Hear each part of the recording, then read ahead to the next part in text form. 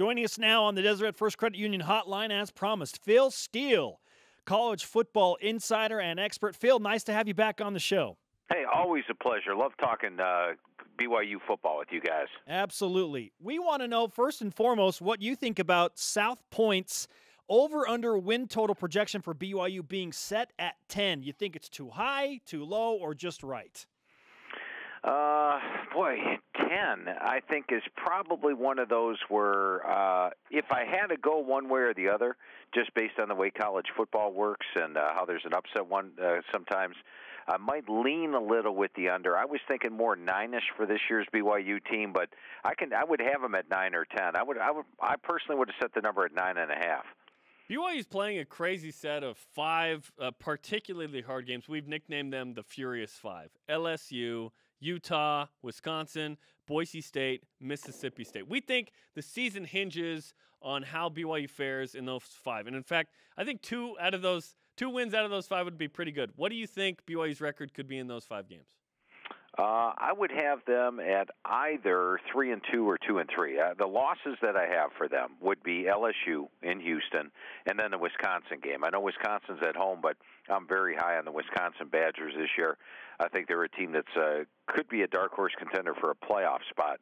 The question mark game to me is the Mississippi State game on the road down south with the heat and humidity. That last year's game, remember, was a back-and-forth game, could have gone either way.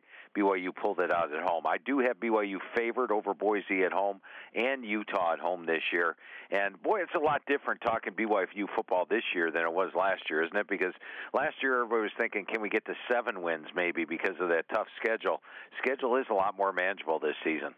Yeah, isn't it interesting? Not to mention year 1 under a new coaching staff. Now that it's year 2 for Kalani Sitake and offensive coordinator Ty Detmer. How much of a difference do you notice that makes for teams, statistically speaking, when they go from year 1 to year 2 under a new head coach? Huge difference, and especially when it's a first-year head coach, because your first-year head coach is going to go through a learning curve. He's got to learn how to get the team ready for game days. It's the first time he's experienced that, but he's also got to learn the players. Players have to learn new schemes, and it is a big-time learning experience. Now, some first-year head coaches will come in the first year and say, oh, we're just fine, but then the second year they pretty much let it out. We went through some things last year, so I think it's huge. Now everybody knows the offense. Everybody knows the defense. Stocky knows the players inside and out, and they got some depth on that defensive front 7. I'm telling you, when I went through the team with Coach Sitake this year, we get back to the 3rd and 4th team defensive linemen, and they still got players back there. So it's a deep team on the defensive front 7. BYU lost some real playmakers last year. Obviously, Taysom Hill to injury in game 12. But then Jamal Williams gets drafted by the Packers, Kai Nakua's with the Browns, and others, Harvey Lungi. Who are some of the playmakers you see for BYU going into this season? Well, if you're talking offensive playmakers this year, at receiver, I'm going to go with Jonah Trineman. Now, Jonah Trineman's a guy who came in as a highly touted JUCO last year. Didn't have quite the impact expected. Trineman had just 321 yards receiving, but here's a guy who's basically he's one of the fastest guys on the team. He's got a 40-inch vertical leap. He's very explosive, and I think he's going to have himself a big year this year from the receiving spot. Another guy to look at the running back spot, there's 2 guys I'm looking at. Running back, you got Squally Canada, who's your breakaway threat. This guy's a speedster. He can stretch the field, and he's going to make some big plays. And then you got the power guy in Ula Tolatawa. Here's a guy that's a big back. He's physical. He can run downhill. He's got great hands. And so I think that combination of running back, they're probably going to end up using maybe 5 guys at running back, but those 2 give you enough of a difference where you got one guy that could break it away and one guy that could power it in the middle. I think that those 3 would be the top playmakers, besides, of course, the quarterback, Tanner Mangum, who I'm expecting big things from this year. Here's a guy who lit it up as a freshman. I'm putting that in quote marks because, he's a guy that came back from a mission, but I think Mangum's got everything you need at the quarterback spot. College football insider and expert Phil Steele on BYU Sports Nation.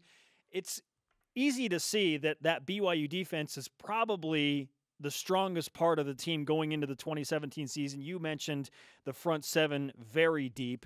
What's the biggest question mark you have for BYU football and Kalani Sitake in year number 2 under the new head coach?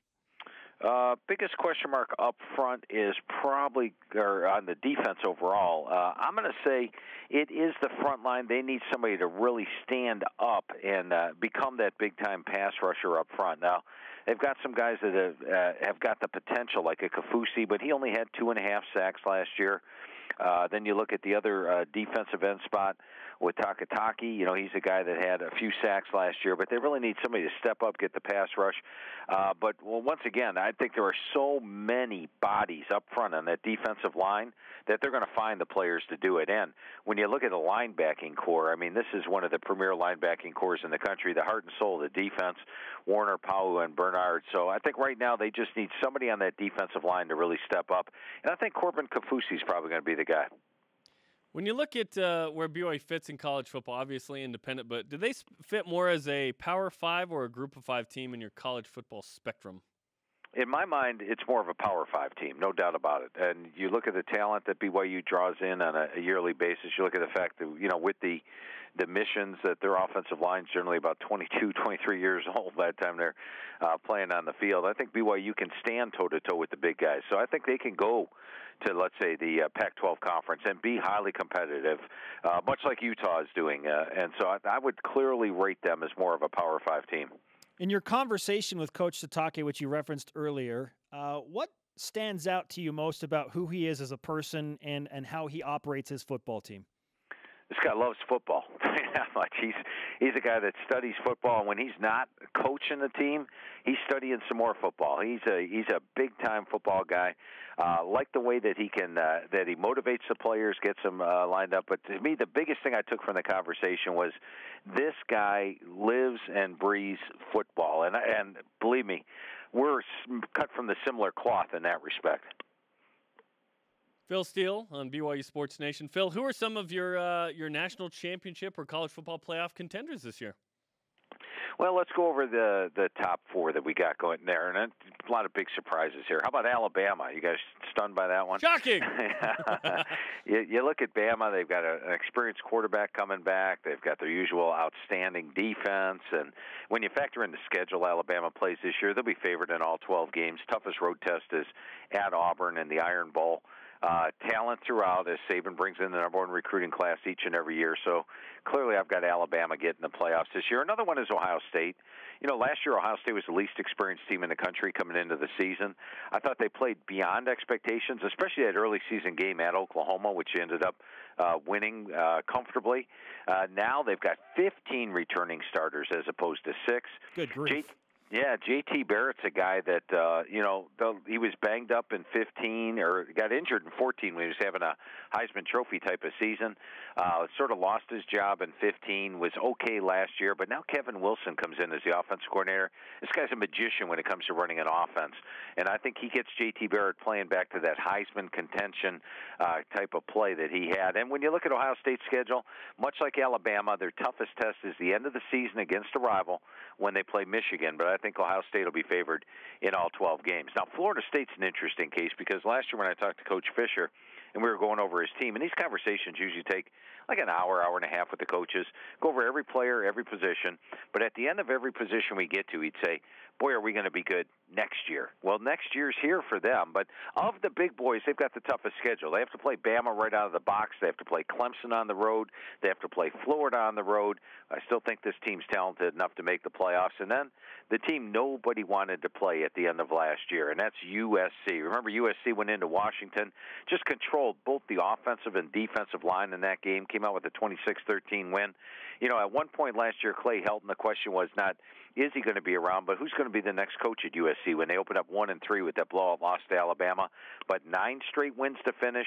He inserted Sam Darnold at quarterback, made a huge difference. The defensive line, which was extremely young at the start of the year, was a veteran group at the end, and now they're almost all back this year. USC will be favored in all 12 of their games. So those are my 4 teams to make the playoffs this year. You mentioned Wisconsin as a dark horse contender for a playoff spot coming out of the Big Ten. Does BYU have a better chance to beat Wisconsin or LSU?